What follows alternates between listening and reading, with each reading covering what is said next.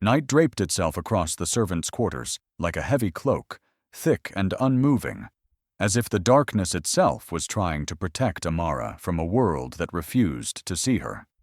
In that stillness, she sat with a quiet composure that didn't match the storms she hid inside, holding her breath as though the night might shield her from truths she could no longer outrun. The kind of silence around her carried weight, the kind that settled on the chest and refused to let go, whispering that something within her life was long overdue for change. Amara sat with her hands folded carefully on her lap, her posture straight not because she felt strong, but because it was the only way to stop herself from trembling. The small room she called home felt strangely larger tonight, as if the shadows had pulled back to study her, to question how long she intended to remain in a life that dimmed her spirit every passing day. The air smelled of old wood that had absorbed years of unspoken stories, of dust that rested in corners untouched, and of quiet dreams she kept tucked beneath her breath.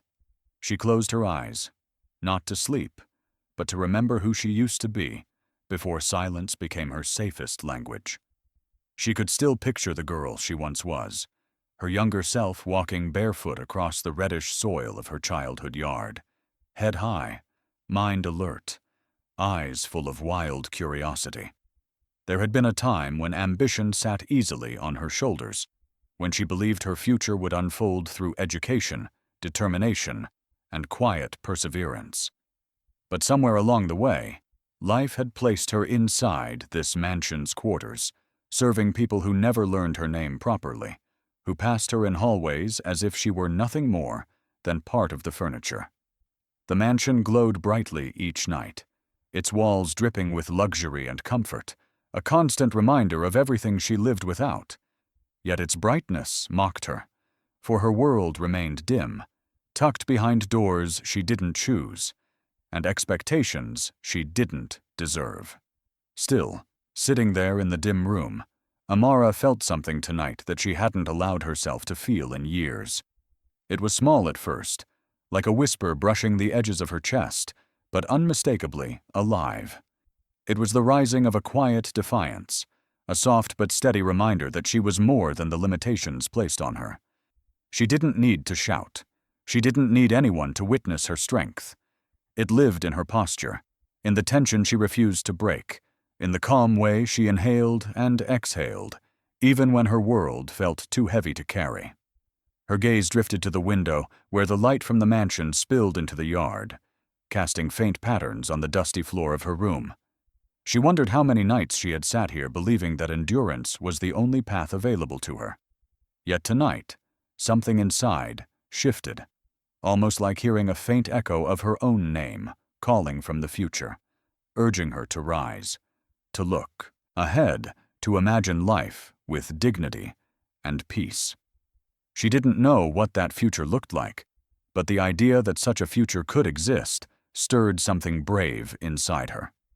Amara drew in a slow breath, feeling her heartbeat settle into a rhythm that wasn't shaped by fear, but by thoughtfulness. She reflected on the quiet strength she had carried all this time, the discipline to wake before dawn, the humility to work with grace, the reverence she held for learning, even when life denied her the chance. She realized that her silence had not been a weakness. It had been survival. And survival, she now understood, was not the end of a story. It was the beginning. The lantern beside her flickered gently, its dim flame trembling as though mirroring her own uncertainties. She reached forward and steadied it, watching how the light steadied with her touch. It was a simple gesture, small and unremarkable, yet it felt symbolic in ways she couldn't name. Maybe her life, too, needed just one small act of courage to change its direction. Maybe silence had done all it could for her, and the time had come for her spirit to step out from the shadows. She didn't know what tomorrow held, but she knew one thing with certainty. Something inside her had awakened, and she could no longer pretend she didn't feel it. Her chest rose with a slow breath that felt different from any she had taken in months, a breath filled with quiet resolve. And just as she lifted her eyes toward the door, a slow, deliberate sound echoed from the hallway, footsteps approaching, unhurried yet purposeful, pausing right outside her room, as if waiting for the moment her life would shift forever. The handle trembled faintly, and the silence tightened, begging her to hold her breath. Something was coming, and nothing in her world would remain the same. The door swung open with a force that made the air tighten, and Chief Obieri stepped inside, with the kind of presence that shifted a room's temperature, as though the very atmosphere bent around him in uneasy acknowledgement. It was the sort of entrance that warned everyone nearby that whatever came next would not be about truth or fairness, but about the demonstration of power from a man who believed the world should move in rhythm with his expectations. Amara felt the weight of his arrival long before he spoke. She straightened her posture instinctively, even as her heart pressed itself into the quietest corner of her chest. The lantern cast a dim glow across the room, painting shadows that looked like thin, trembling lines trying to pull away from the man who now dominated the doorway. Chief Obieri's eyes scanned the room briefly before settling on her with a focus so sharp it felt like the echo of a blade moving through air. His expression held no curiosity, only a certainty born from authority that did not require evidence, reason, or fairness, only submission. He moved closer, bringing with him a tension that seemed to stretch across the walls. His accusation came out controlled yet cold. A vase in the mansion had been found broken that afternoon, and he believed she was responsible. Amara knew instantly that her innocence had never been part of the equation. He was not looking for an answer. He was looking for control, a moment where his words would imprint themselves into her spirit, the way pressure leaves marks on soft ground. His voice filled the room with an edge sharpened not by truth, but by entitlement, as though he expected his assumptions to be enough to define her guilt. Amara listened quietly, her thoughts clear despite the rising tension. She recognized that moments like this were not about the supposed incident at all. They were tests of posture, tests of silence, tests of endurance. In the past, she had often folded inward not because she believed the accusations, but because reacting had always carried consequences beyond words. Today felt different. Something in her chest remained steady, as though her spirit understood that silence did not always have to mean surrender. She kept her gaze soft but direct, seeing not the accusation, but the insecurity behind his certainty. Power, she realized, was loudest when it feared losing its echo. The other servants lingered in the hallway beyond the open door, suspended in a kind of uneasy stillness. Their faces carried the look of people who had seen countless scenes like this unfold, moments charged with tension, humiliation, and authority, but had never been able to intervene. They did not step forward, not out of indifference, but out of a shared understanding of the fragile balance that held their world together. They had learned to survive by becoming invisible, and today was no exception. Their presence, though silent, created an invisible chorus of empathy that wrapped around Amara like a thin shield of shared experience. Chief Obieri continued speaking, layering his words with assumptions and exaggerated details meant to corner her into confession. But Amara kept her composure, drawing strength from the quiet certainty that truth did not require loudness. She felt something shift within her, a realization that fear could only command her if she allowed it to define her identity. The moment stretched on, heavy with unspoken expectations. Yet through it all, she remained anchored to her dignity, refusing to let his accusations shape the story she held about herself. When he finally paused, waiting for her to crumble or apologize, Amara lifted her chin slightly and allowed the silence to become her answer. It was not defiance. It was clarity. She understood that words would accomplish nothing here. Only her calmness, her unwavering presence, would assert the boundary he had crossed without shouting.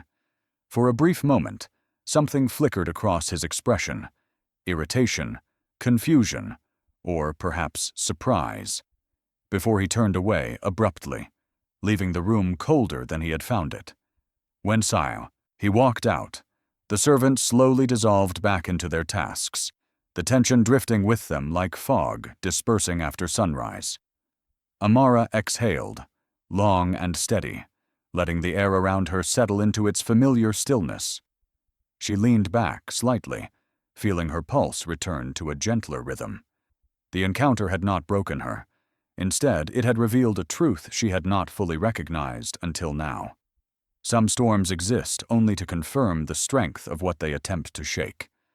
And as the day moved quietly forward, a visitor arrived at the mansion, someone whose gaze paused on Amara with a depth that suggested concern, curiosity, and something quietly transformative, as though they sensed a story waiting to be rewritten. Barrister Nkem stepped into the mansion with the quiet confidence of someone accustomed to rooms that shifted respectfully in her presence. Yet her stride faltered for the briefest moment when she noticed Amara moving down the hallway with a measured limp, the kind that tried, and failed, to disguise discomfort. It was the kind of detail most people would overlook, but Nkem was not like most people. She read pain the way scholars read texts, deeply, carefully, with reverence. Amara hadn't expected anyone new to arrive that afternoon, and certainly not someone who carried herself with such composure. Dressed in professional elegance, Nkem walked with purpose that seemed to light the hallway around her. There was something grounded in the way she held her shoulders, something calm in the way her eyes traveled across her surroundings. Nothing escaped her notice, and yet nothing about her gaze felt harsh. When her eyes met Amara's, it was not a moment of scrutiny, but of recognition, subtle yet unmistakable, as if she had stumbled upon a truth others had chosen to ignore. Nkem paused, her head tilting slightly before she approached with a gentleness that almost felt out of place in the mansion's polished corridors. She greeted Amara warmly, her voice carrying respect without forcing familiarity. Amara responded quietly, unsure of how to receive this unexpected kindness. The world she lived in rarely gave her attention that wasn't burdened with demands, and the sudden presence of someone observing her with care made her heart flutter in both hope and caution. As Nkem passed her later in the dining area, she noticed again how Amara shifted her weight, how her movements were smooth but controlled, like someone trying to prevent discomfort from surfacing. Nkem's intuition tugged at her. She had spent years in courtrooms reading the silent messages people carried in their bodies, learning that truth often sits in gestures before it finds the courage to reach the tongue. It wasn't pain alone that caught her attention. It was the effort to hide it. That was the language of someone who had learned to protect herself through silence. When their paths crossed again in a quieter hallway, Nkem took a gentle risk. She stopped, beside Amara, keeping her voice low, her tone soft enough to offer safety, but firm enough to convey sincerity. She asked her a question no one in that mansion had ever bothered to ask. "Are you all right here?" The words were simple, but they carried weight, an invitation, a doorway, a possibility. Amara froze, her thoughts scattering like leaves caught in an unexpected wind. She wanted to answer, but the truth felt too fragile to place in the open. Her silence was her answer.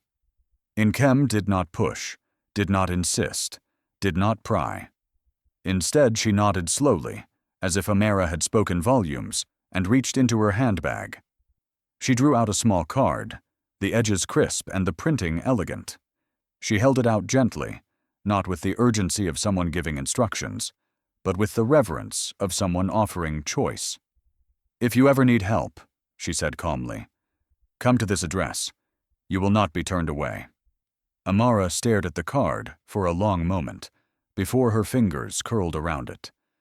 The weight of it felt strange in her hand, light enough to hide, yet heavy with possibility. She wasn't used to receiving anything that wasn't tied to obligation. This card, this gesture, was different. It felt like a doorway, fragile but real, into a world where she could exist without bracing for disapproval or harm.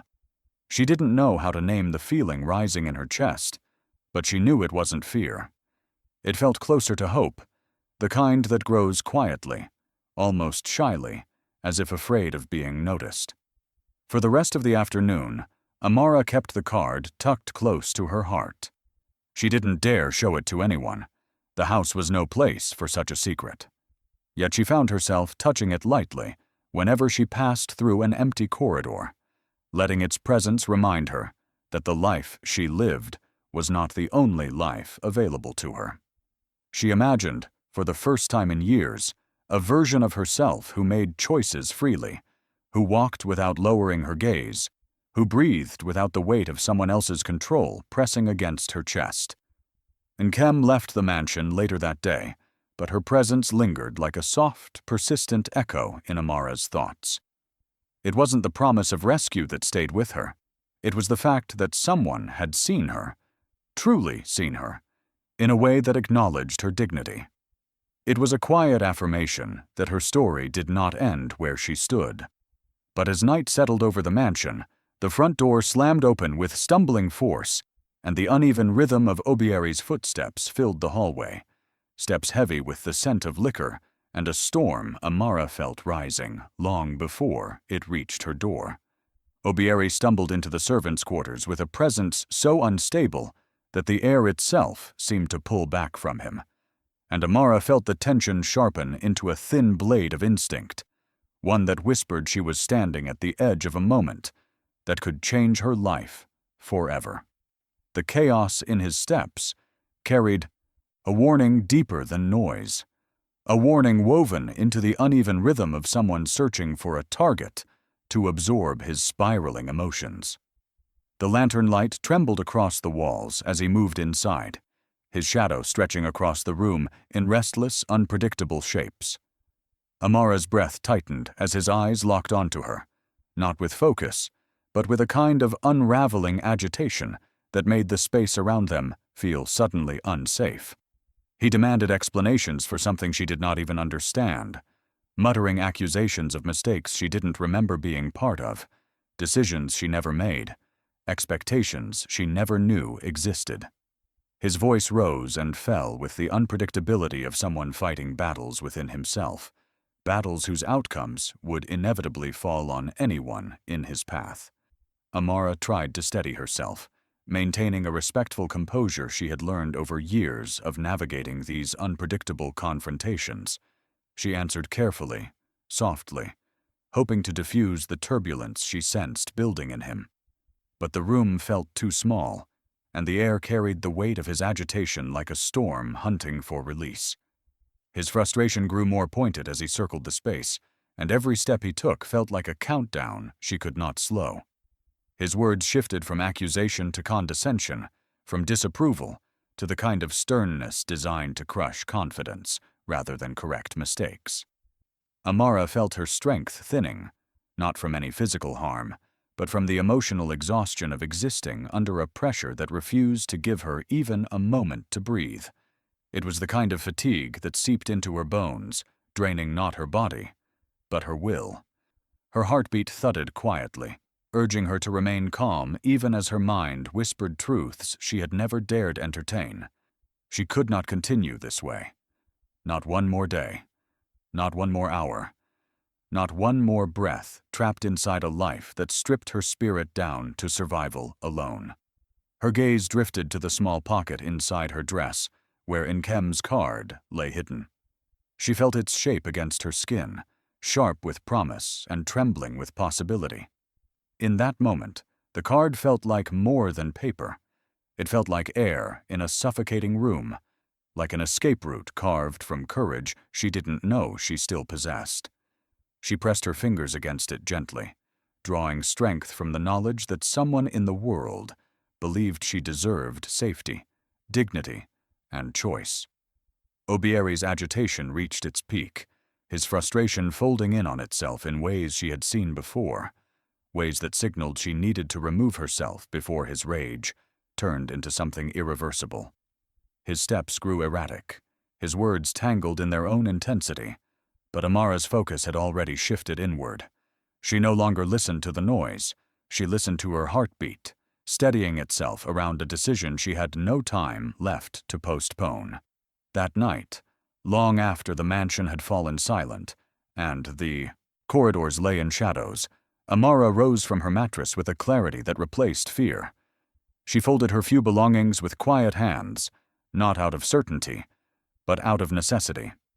She walked to the back exit where the air tasted freer, colder, less controlled. Every step toward the door felt like stepping out of years of confinement.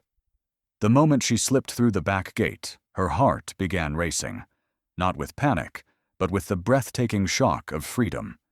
The night embraced her in its vastness as she walked, her steps unsteady, yet determined. The road stretched endlessly, an unfamiliar landscape painted in moonlight and courage. She walked for hours, her legs trembling, her breath turning shallow, her mind fueled by the fragile thread of hope tied to Nkem's card. With every footstep, the world expanded, and the mansion behind her shrank into memory. The silence around her no longer felt heavy. It felt protective. When she finally reached Nkem's gate, her body gave way before her spirit did. Her knees buckled, and she collapsed onto the cool earth, clutching the card as though it were the last piece of strength she could hold. The sound of her fall echoed through the stillness, and moments later, light spilled across the yard as Nkem rushed out, her face etched with urgency and disbelief. She knelt beside Amara, lifting her with a tenderness Amara had never known, guiding her inside with whispered reassurances that wrapped around her like the first true safety she had ever felt. Amara awoke hours later in a quiet room filled with gentle morning light, her heart startled by the softness of the voice that greeted her. A voice not of authority, but of kindness, offering her water, comfort, and the assurance that she was no longer alone. But as the sun rose higher, back at the mansion, Obieri discovered her absence, and the fury in his awakening breath carried one terrifying promise. He would not let her freedom come easily. Amara stepped onto the school grounds for the first time with a heart trembling between fear and rebirth, as if every breath she took was stitching a new version of herself, one emerging cautiously from the shadows of her past and into the fragile possibility of a different future. The compound buzzed with the energy of students who had never known life without opportunity. Their laughter rose effortlessly, their conversations floated confidently on the air, and their steps moved with the unspoken assurance of those who had always belonged. Amara felt herself shrinking at first, her presence folding inwards as she walked past neatly pressed uniforms, bright backpacks, and groups of friends exchanging stories about weekends filled with comfort. Everything around her felt foreign, as though she had stepped into a world painted in colors she had only ever imagined from a distance. She kept her hands clasped tightly in front of her, grounding herself with quiet grace as she crossed the courtyard, reminding herself that she had not come here to compare herself with anyone. She had come here to rebuild a life. The classroom felt large and echoing when she first entered, the desks arranged in precise lines, the walls covered with charts and words that invited curiosity rather than fear.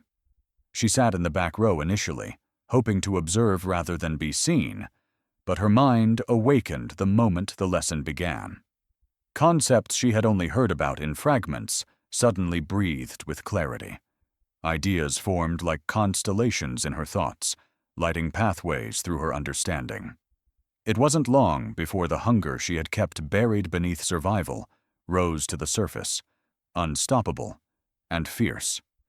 Learning became a form of quiet liberation, something she could hold in her hands and shape into the life she wanted.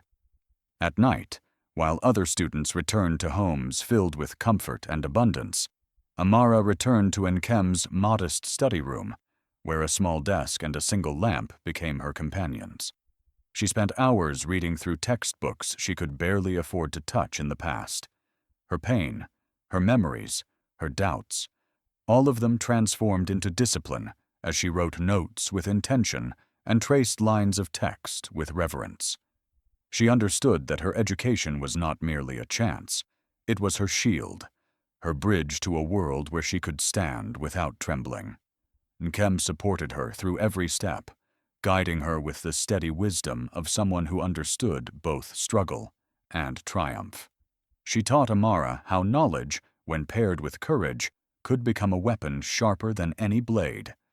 Their conversations were filled with reflections about justice, truth, and responsibility. Nkem spoke of the law as a living force that should protect, uplift, and correct, not something to fear. Amara absorbed every word with quiet gratitude, recognizing that she was not simply learning facts. She was learning how to reclaim her life with intention. Each lesson became a small act of restoration, a piece of herself returning to its rightful place.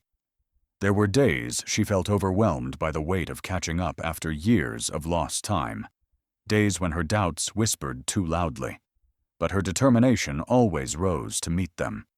She worked harder than anyone in her class, not to outperform others, but because she understood the value of every moment she was given. Her notebooks filled quickly with reflections. Her textbooks grew worn from use, and yet she held on to each one as if it were a treasure.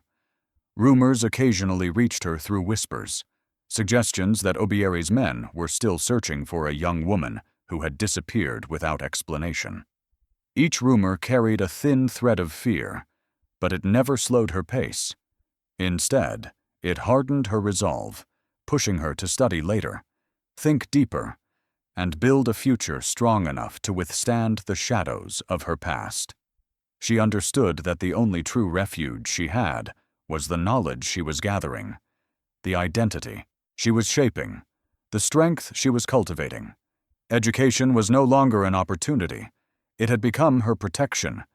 Every concept she learned, every chapter she completed, every lesson she absorbed, they were all bricks in a wall she was constructing around her future. She carried herself with increasing confidence, not loud or boastful, but quiet and steady. The kind of confidence that grows from internal transformation rather than external approval. One afternoon, while standing in the school courtyard reviewing her notes, the world shifted in a subtle yet alarming way. A voice called her name, softly at first, then with surprising familiarity. She looked up slowly, expecting a classmate, but instead found herself staring into the eyes of a man whose face she had hoped never to see again. He wore the clothing of Obieri's household, and the recognition that flickered in his expression tightened the air around them like a trap being set. His eyes widened with startled certainty, and in that suspended moment, Amara realized he knew exactly who she was, an understanding that could unravel everything she had fought so quietly to build. Strange men began appearing near the school gates, standing with their hands tucked behind their backs, their eyes cold and searching, as if they had been instructed to memorize every face that passed.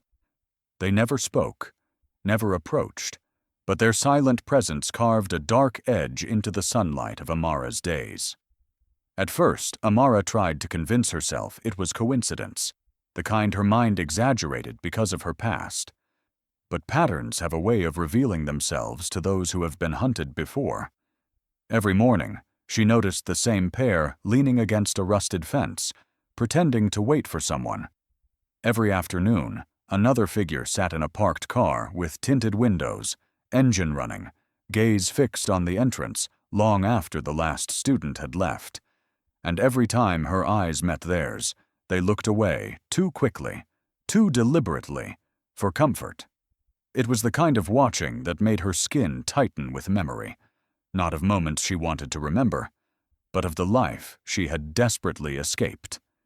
Fear rose quietly at first, like a familiar ghost standing just behind her shoulder. She felt it in the way her fingers hesitated before opening her locker, in the pauses she took before stepping out of class, in the sudden habit of looking over her shoulder as she walked. But she refused to let the fear dictate her steps. She had built too much, grown too far, and carved too deeply into her own transformation to allow shadows from her past to dictate her present. Yet their presence lingered at the edges of her days, like a warning waiting to be spoken. When she finally told Nkem, The older woman's face tightened with worry that she tried, and failed, to hide. Nkem took her hands and reminded her that fear was not a signal to retreat, but a signal to prepare. She hired a private driver for Amara, insisted the school be notified, and encouraged her never to travel anywhere alone. Their home became more carefully guarded, not in alarm, but with a quiet assurance that Amara's safety was a responsibility Nkem carried without hesitation. She wanted Amara to know she was not alone. Not now, not ever again. But the unexpected thing was how the threat did not break her. Instead, it sharpened something inside her, the way pressure sharpens a blade. She dove deeper into her studies, spending long hours in the library, mastering concepts that once seemed unreachable, turning every page and every lecture into fuel. Knowledge became a kind of armor around her, an armor no shadow could pierce. Her determination grew so focused that even her teachers began to speak of her with admiration, describing her brilliance not as something gifted, but something earned with grit and hunger. The transformation was subtle, but powerful. She began to answer questions in class with a calm assurance that silenced entire rooms. Her essays carried a precision that surprised even her.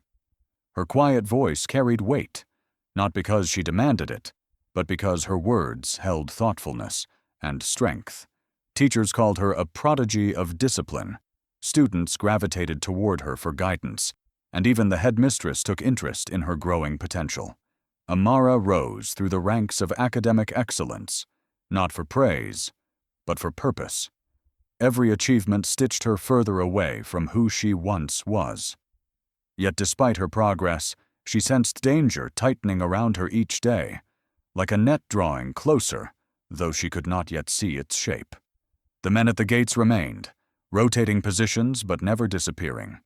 Their eyes followed her movements without acknowledgement, as if their silence held an instruction she was not meant to understand. She tried to stay focused, burying herself in books and assignments, but she could not ignore the subtle warnings carried in their posture. She could not ignore how they leaned forward whenever she walked past, how their eyes narrowed when she spoke to someone new, how they seemed to retreat only when other adults stepped near. Evenings offered no relief. The feeling followed her home like a shadow that had learned her steps.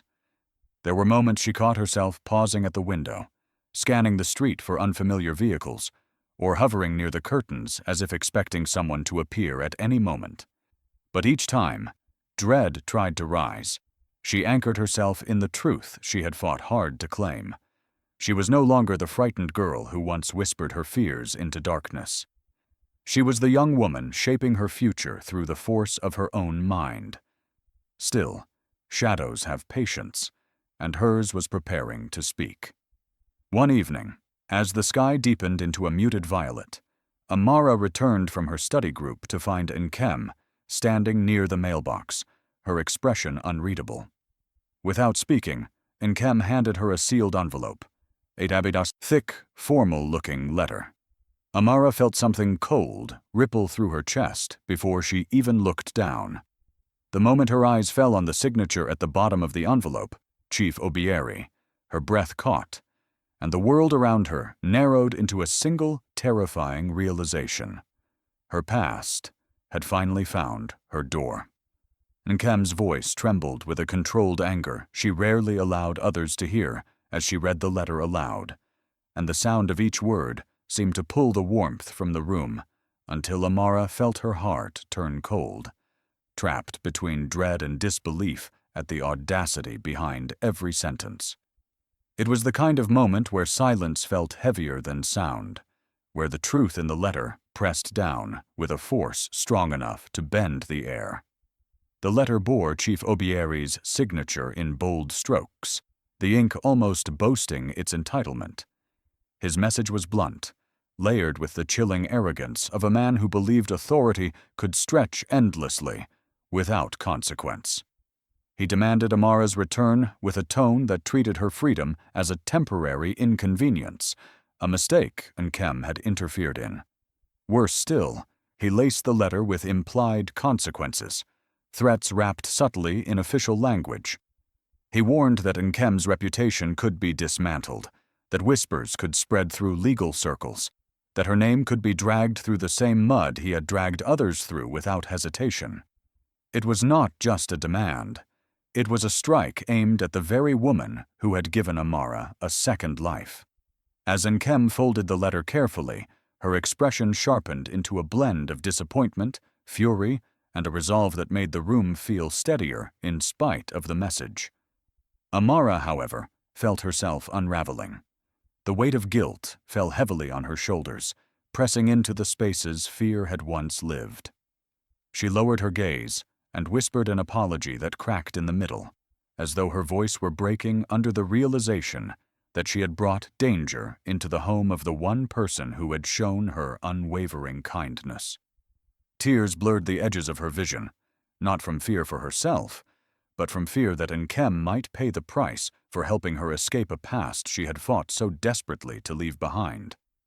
Nkem listened, but she did not let Amara's guilt take root. She gently lifted Amara's chin, her touch steady enough to quiet the storm rising inside the younger woman. Her voice softened, but her conviction stayed firm, reminding Amara that justice, true justice, was not something that bowed before threats or trembled beneath the weight of corruption. She told Amara that tyranny thrived when good people stepped back out of fear, and that choosing courage was sometimes the only way to honor the life one had been given. Her words carried reverence for truth, admiration for resilience, and a fierce belief that no one should surrender their identity simply to keep the peace that a tyrant demanded. That moment shifted something deep within Amara, something she had been building quietly through every lesson, every book, every disciplined night spent turning her past into fuel. She saw not only the risk Nkem was willing to take for her, but the principle behind that risk, the belief that dignity mattered, that every person deserved the right to shape their own destiny. It awakened a clarity in her mind. The law wasn't just a career path. It was a way to create the justice she had been denied, and a path to ensure others would never face the chains she had once carried like invisible weights.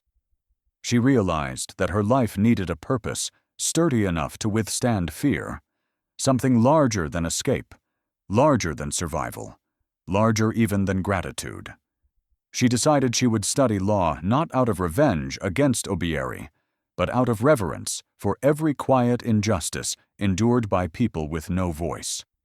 She would pursue it with discipline, humility, and an unwavering determination to stand in spaces where truth was needed most. Her ambition transformed into something steady and powerful, a force that pushed back against every shadow, trying to reclaim her.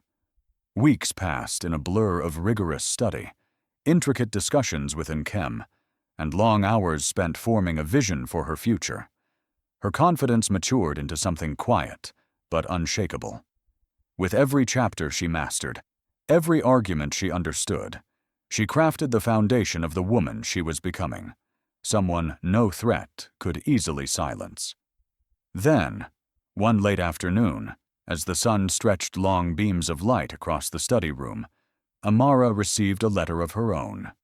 The envelope bore the seal of the prestigious law school she had applied to, and her breath stumbled as she opened it. The words inside felt surreal, each line confirming her admission, her acceptance, her invitation to step into the future she had carved with so much pain and perseverance. She pressed the letter to her chest, overwhelmed by a sense of victory so quiet and profound, it filled her eyes with grateful tears. But the celebration lasted only moments.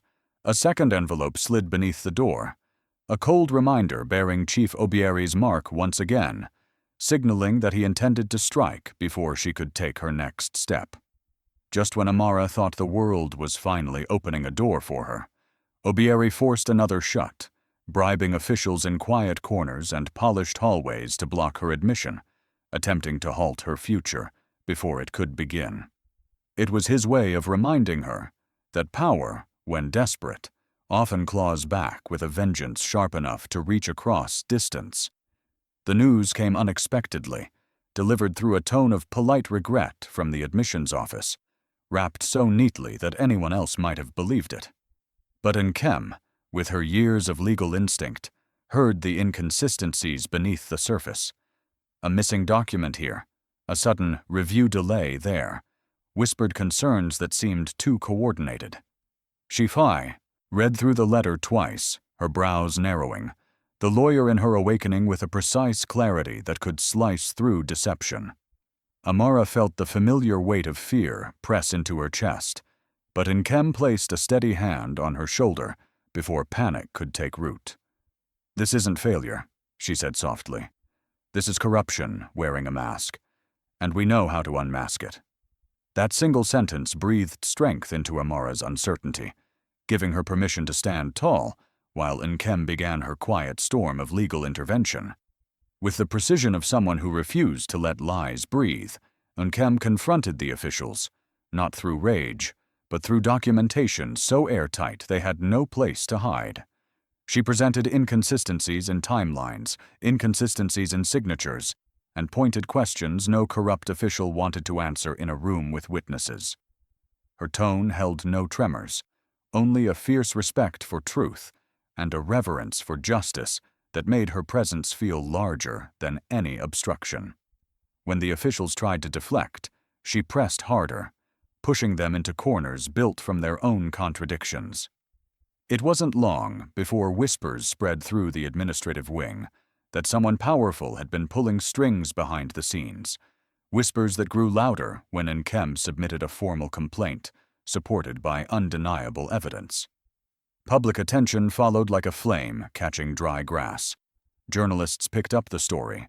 Social media began circulating the injustice, and murmurs turned into scrutiny.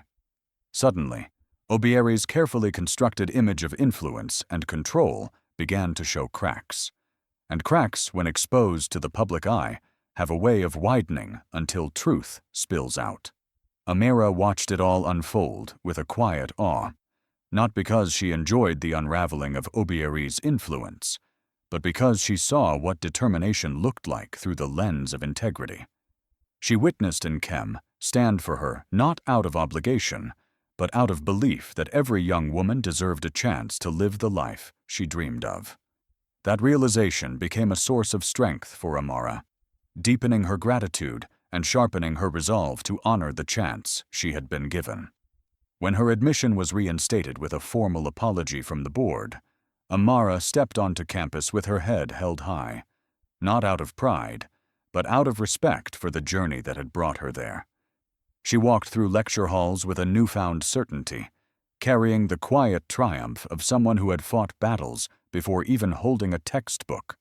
Her classmates noticed her discipline immediately, the way she took notes with care, the way she listened with full attention, the way she spoke with a calm confidence earned through survival, not privilege.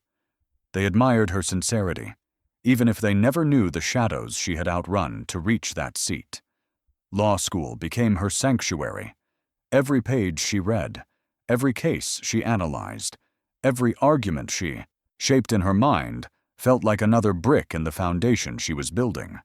Her professors praised her clarity, her precision, her ability to dissect complex ideas with grace. Some saw potential and whispered about her future greatness. Others saw resilience and wondered what story lived behind her eyes. Amara didn't share her history with anyone, but her dedication whispered it for her. She studied late into the night, not because she feared failure, but because she cherished the opportunity. Pain had once been a constant companion in her life, but now discipline took its place, transforming her into a scholar with a steady sense of purpose. When she argued in class debates, her voice carried a quiet strength that made people pause. She began earning respect without demanding it, and admiration without seeking it. Her brilliance was undeniable, and yet she wore it humbly, always remembering where she had begun. Still, she sensed that Obieri had not retreated. The world had taught her that corruption rarely surrendered without a final strike, and her instincts whispered that his silence was temporary.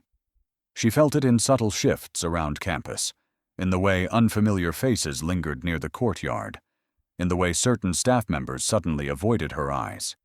It was a feeling that tightened her focus rather than her fear, reminding her that shadows could not stop a mind illuminated by purpose. And then one afternoon, as she reached into her locker for her books before her next lecture, her fingers brushed against something that had not been there before. It was a thick envelope, unmarked, sealed with a weight that made her breath pause. She hesitated for a moment before sliding it out, her heart pressing hard against her ribs as she flipped it over in her hands. It felt different, too deliberate, too heavy, too familiar in a way that made her skin prickle. Inside, she found documents tied to Obieri's crimes, pages that could expose everything, and pages that made one truth painfully clear. He was not finished with her yet. Inside the envelope lay pages that seemed to hum with danger, each line revealing a depth of corruption far greater than anything Amara had imagined. The kind of truth that felt alive, restless, breathing, and unwilling to sleep quietly beneath the surface anymore. Amara sat at her small desk, long after midnight, the room bathed in the soft glow of her study lamp as she unfolded each document with trembling care. What she found was not a simple list of misdeeds, but a sprawling map of bribery patterns, forged transactions, manipulated land titles, and names of officials who had long pretended to be guardians of the people. The deeper she went into the pages, the more she saw Obieri's reach woven through everything, like a shadow stretched unnaturally wide across the city.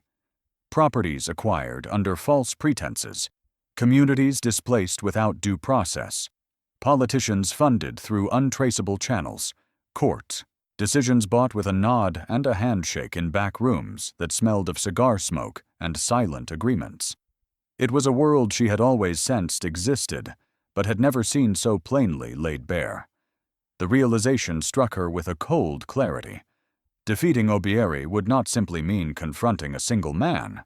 It meant confronting an entire system that had thrived under his influence. She felt the magnitude of it settling on her shoulders, not as fear, but as responsibility. She understood now why he fought so fiercely to stop her future. Her education was not just a threat to him. Her awakening was a threat to everything he had built. She leaned back in her chair, her breath steadying as she absorbed the scope of what she had uncovered. The pages were not just evidence, they were a lifeline to justice, and also a warning of how far corruption would reach to protect itself. She began collecting information quietly, storing copies of documents in encrypted files, keeping originals hidden in places no one would think to look. She walked with more awareness, choosing her steps carefully, her instincts sharpened by the knowledge that she was now carrying truths powerful enough to reshape lives.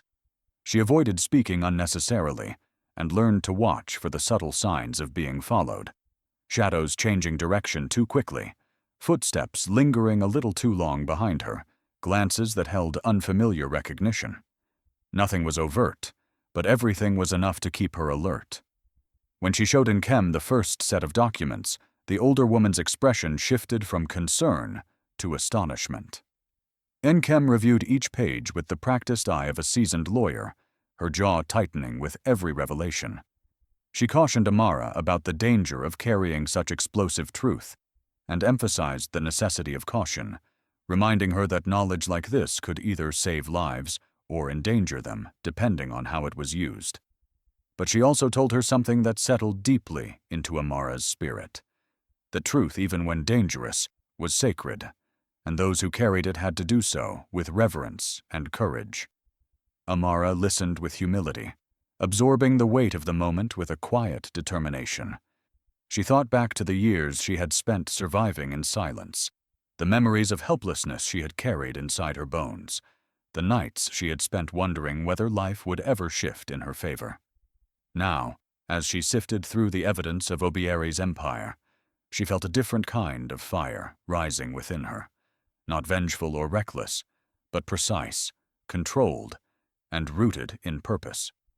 She knew she could not walk away from what she had discovered. The truth had chosen her, and she would honor that choice with everything she had. Her professors continued to praise her brilliance, unaware of the storm she navigated outside the classroom.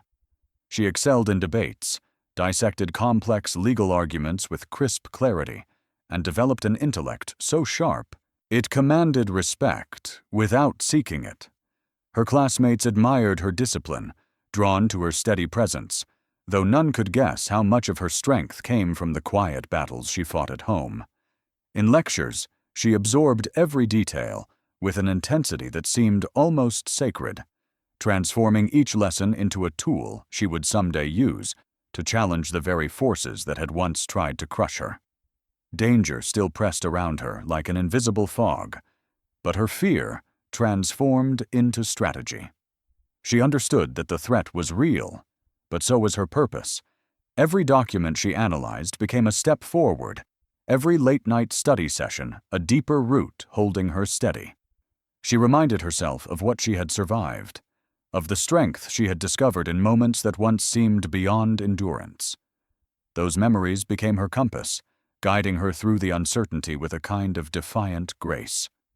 Years passed with steady progress, and her graduation day arrived like a sunrise she had earned with every breath of resilience. The ceremony was held in a vast courtyard filled with proud families, professors in colorful robes, and graduates standing tall in their achievements. Amara walked to the stage with her head high, her steps measured by all the journeys she had survived, her heart carrying the quiet triumph of a life she had rebuilt from the ground up. But as the crowd applauded, something in the atmosphere shifted. She felt a tug in her spirit, a familiar presence threading itself into the edges of the celebration. She lifted her eyes, scanning the sea of faces with a calm she had learned to trust.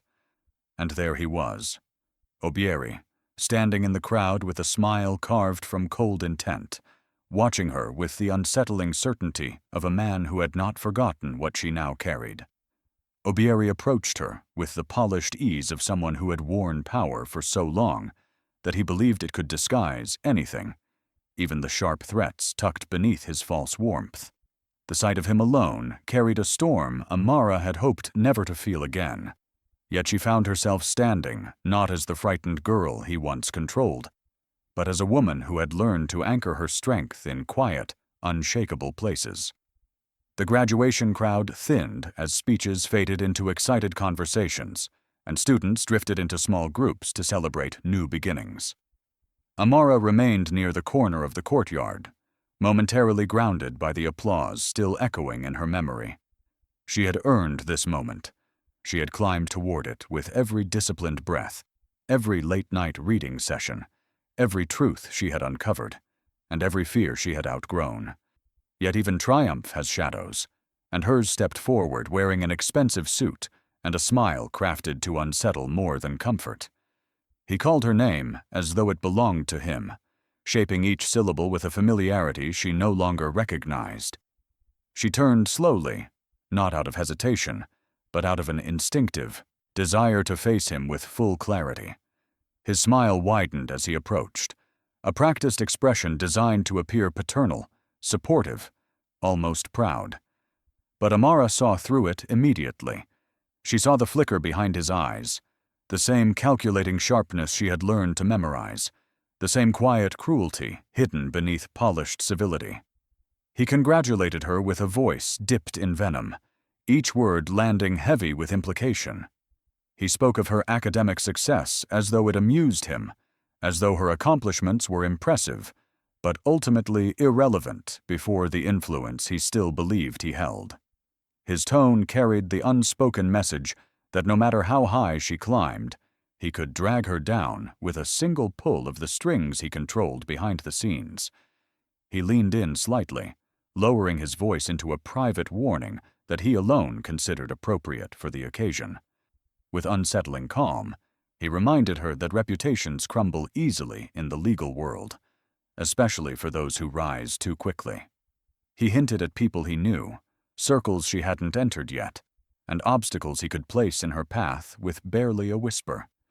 He warned that he could end her career before it truly began, and that her dreams, no matter how noble, were fragile things compared to the reach of a man who had spent his life bending institutions to his will. Amara listened without flinching.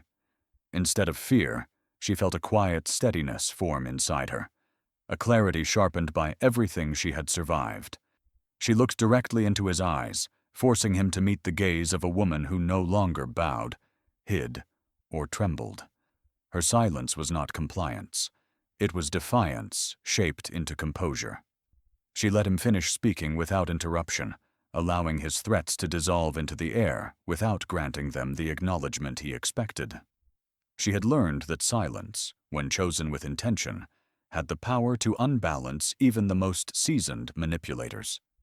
Something shifted in his expression, a flicker of irritation crossing his features before he masked it again beneath his crafted smile. He had expected fear, or pleading, or at least hesitation. Instead, he found himself standing before a woman who had rebuilt her identity from ashes he once tried to scatter. The confrontation marked the beginning of a silent war, a battle that would not unfold in physical spaces or loud arguments, but in courtrooms, in legal documents, in decisions made with intellect rather than intimidation.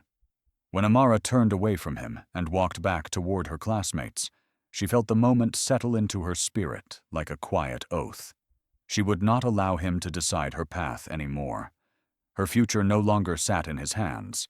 It lived in her discipline, her purpose, her integrity. The world she was stepping into, though complex and often stained by the corruption she had studied so closely, was a world she believed she could help reshape. She entered legal practice soon after, with fierce determination, built not from rebellion, but from principle. Every case she handled became a lesson in justice, each argument sharpening her voice, each success teaching her the careful balance between truth and strategy.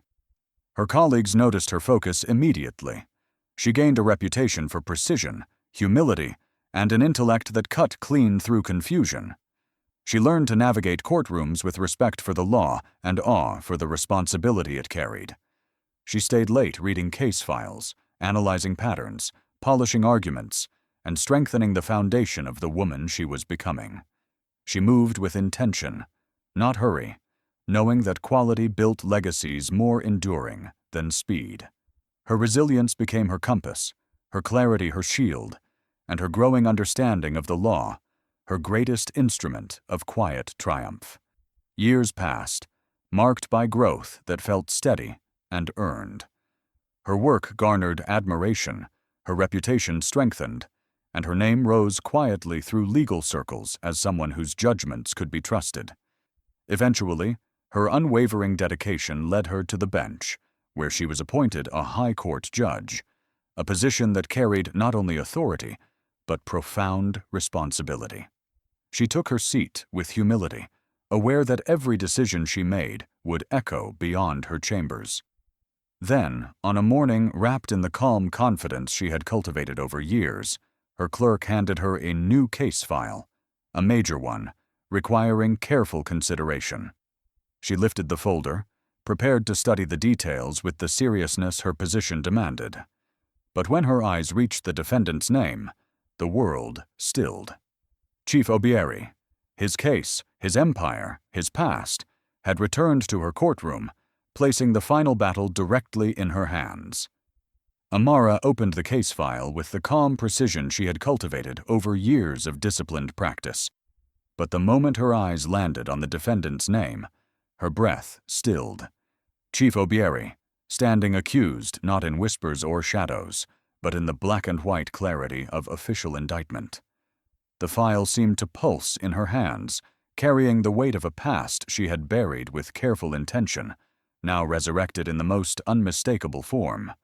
For a long second, she allowed herself to feel the surge of memories rising like a tide she had spent years learning to hold back. Every room she had cleaned, every command she had obeyed, every moment she had endured in silence, pressed against her with sudden force, trying to blur the edges of her composure. But she straightened her posture, inhaled with slow intention, and forced her mind back into discipline.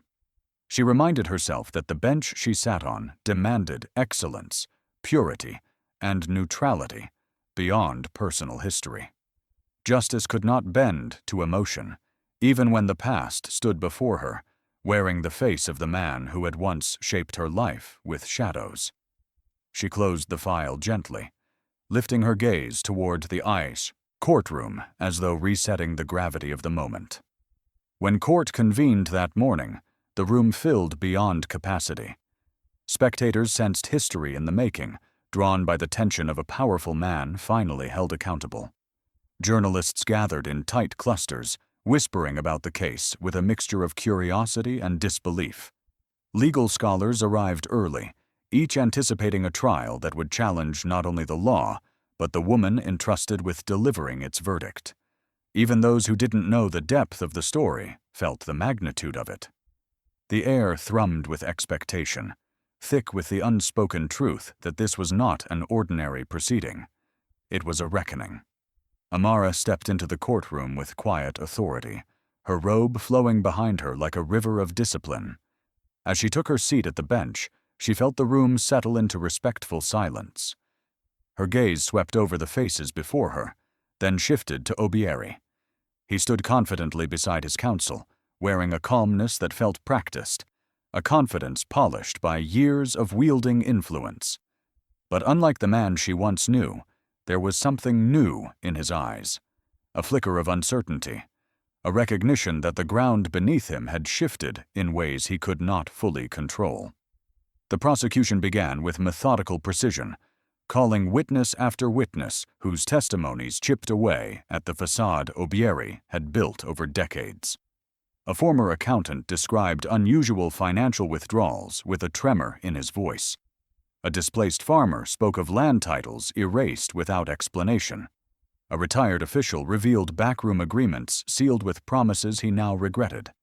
Their voices wove a tapestry of truth so layered and intricate that the courtroom leaned into every word, absorbing the weight of revelations that stretched far beyond Obieri alone. Amara listened with unwavering focus, her expression composed, her pen gliding across her notes with the same discipline she had carried through law school. She felt no triumph, only solemn responsibility. The evidence piled up like stones forming a grave, each piece stacking onto the last with undeniable clarity. She watched as the structure of Obieri's empire began to crumble under the weight of accountability long overdue. Yet she remained still, careful not to let satisfaction blur judgment. Her duty demanded objectivity. Her integrity demanded restraint. But Obieri, even cornered, refused to abandon his old tactics. He leaned toward his counsel frequently, whispering with pointed emphasis. During breaks, he glanced up at Amara with a familiarity meant to unbalance her, his eyes carrying the subtle message that he remembered who she once was. Once, as he stood to adjust his jacket, he angled his head just enough for his voice to travel only to her. His words were low, almost conversational, yet coated with the same poisonous confidence he had carried years before.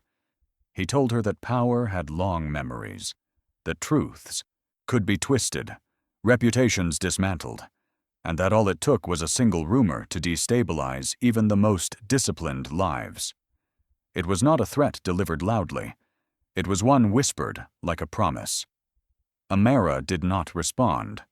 Her silence, shaped by years of learning how to control the space between emotion and expression, served as both shield and statement. She refused to grant him the satisfaction of a reaction. Instead, she allowed the gavel, the law, and her unwavering presence to speak for her. She resumed the proceedings with renewed clarity, her voice steady, her instructions measured, her authority impenetrable. The trial stretched on, each day tightening the web around Obieri, each testimony illuminating truths he had long believed he could bury. Yet in the shadows beneath his composed facade, he searched for a single crack, a point of vulnerability he could exploit.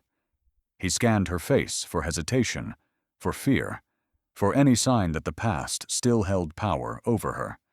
But Amara had become something he could not manipulate, a woman shaped by resilience, grounded in purpose, and strengthened by the very pain he had once inflicted. Still, Obieri was not done. As court adjourned for the day, he leaned closer to his counsel, meeting Amara's gaze with a chilling calm, before murmuring that he intended to expose a secret, one capable of destroying the trial completely. The final day of the trial arrived with a weight so palpable that even the morning breeze seemed to carry the breath of a nation waiting in collective silence, as though justice itself were standing at the threshold, preparing to speak through whoever had the courage to deliver its truth. It was the kind of day that felt larger than time, heavy with anticipation, heavy with history. Crowds gathered long before the court opened, forming a sea of expectant faces stretching down the courthouse steps. Journalists took their places early, cameras poised to capture the moment that had stirred conversations in homes, offices, markets, and classrooms across the country. Inside, the courtroom buzzed with nervous energy, each whisper bouncing off wooden benches and marble floors like echoes of the countless injustices that had led to this moment. Amara walked into the room with a stillness that carried more strength than noise. Her robe flowed behind her like a banner of earned authority, and when she took her seat, the room responded with a silence so complete it felt sacred. Obieri sat at the defense table with a composure that seemed thinner than it had ever been, his confidence stripped to a careful mask that barely held in place.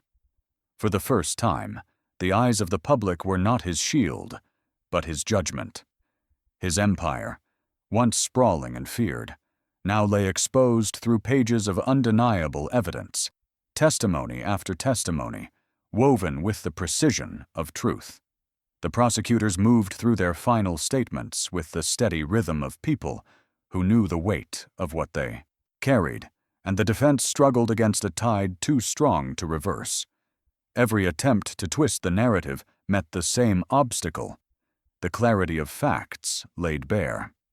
Amara absorbed it all with profound focus, her expression calm but grave, carrying the reverence of someone who understood that justice was not merely a decision, but a responsibility, carved into the soul of those chosen to uphold it.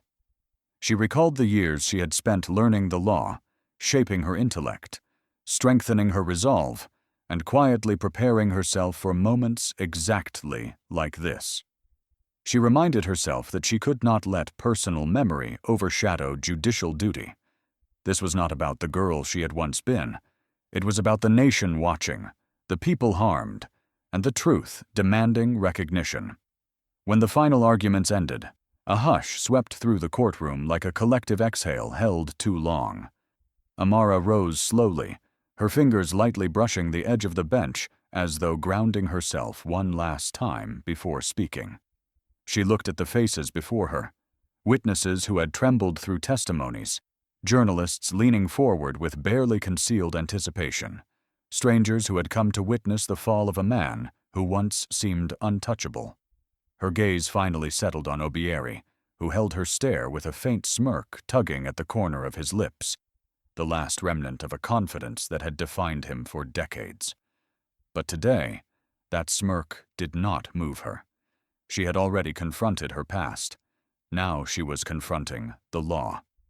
With a voice steady as stone, she delivered her verdict. Her words moved through the room like a tide rising with purpose, each sentence layered with fairness, precision, and unwavering commitment to truth. She declared Obieri guilty on multiple counts: corruption, fraud, illegal acquisitions, abuse of power, and sentenced him to decades of imprisonment, ensuring he would no longer have the reach to bend lives or institutions to his will. The sound of the gavel striking the bench echoed like a final chapter closing. For a moment, the courtroom remained in stunned silence. Then, as the weight of the moment settled into understanding, the room erupted. Not with noise born of chaos, but with relief, an emotional release from hundreds of people who had waited too long for justice. Tears glistened on faces that had never met Amara personally, yet felt connected to her triumph. Reporters scribbled frantically, capturing the historic ruling. Even the guards stood taller, as though reminded of the honor in their duty. Amara allowed herself a single quiet breath of reflection before standing to leave. She had not delivered the verdict as a former maid seeking closure, but as a judge honoring the law she revered. She stepped down from the bench with a humility that carried more power than victory, knowing she had broken a cycle that had shaped her life in ways she once feared would never end. Still, she understood this was not the finish line. Justice is not an event. It is a lifelong pursuit, and she was only at the beginning of her journey. As she entered her chambers, the noise from the courtroom faded behind her, like the soft retreat of a storm. She placed her robe gently on its hanger, letting the quiet settle in her chest as she prepared to return to the steady rhythm of her work. But her pause lasted only a moment. Her clerk stepped forward with an expression that carried its own tension, handing her a new file, a file thicker than most, its tab marked with a symbol she recognized from the investigations she once conducted in secrecy. Inside lay evidence that suggested Obieri had been only the surface of a much deeper corruption, and as she opened the folder, she felt destiny whisper that the battle she had just won was merely the doorway to a far greater war. If this journey moved your spirit and kept your heart racing till the final moment, then stay with us. More stories of courage, survival, and destiny await you here.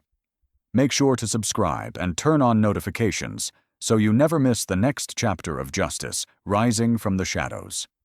Share this story with someone who believes in quiet strength, unbroken hope, and the power of truth. And tell us in the comments, which moment of Amara's journey shook you the most? Your voice keeps this storytelling flame alive.